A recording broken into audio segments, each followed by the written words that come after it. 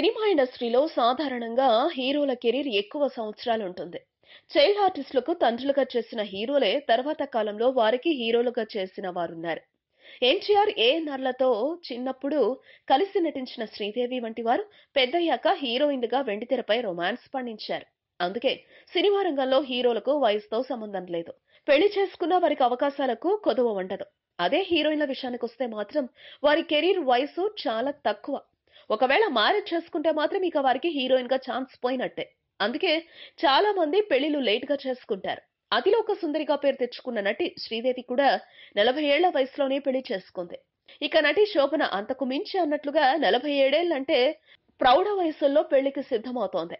1970లో కేరళ తిరువనంతపురంలో పుట్టిన శోభన బాల్య వయసులోనే నటిగా తెరంగేట్రం చేశారు. తమిళంలో ఎనకుల్ ఒరువన్ చిత్రం ద్వారా కమల్ హాసన్ కు జంటగా హీరోయిన్ గా పరిచయమైంది.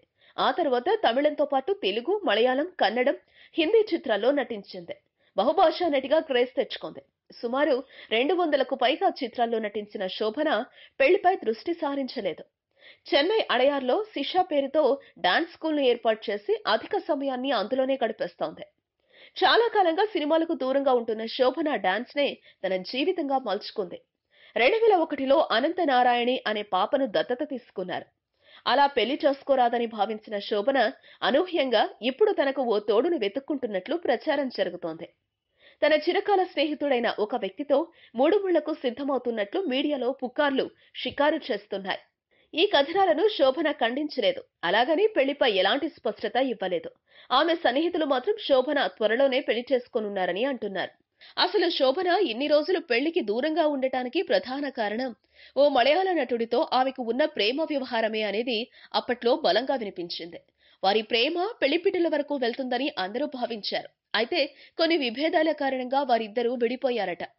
దీంతో మనస్తాపానికి గురైన శోభన అసలు పెళ్లంటేనే విరక్తి పెంచుకుంది.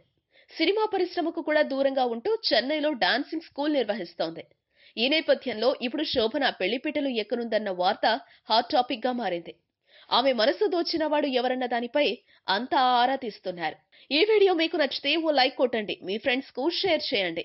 మీ సజెషన్స్ ఏమైనా ఉంటే కింద కామెంట్ చేయండి. మరో మాట, ఇలాంటి మరిన్ని ఆసక్తికరమైన విషయాలు తెలుసుకోవాలనుకుంటే మా యూట్యూబ్ ఛానల్ ను సబ్స్క్రైబ్ చేయటం మాత్రం మరవకండి.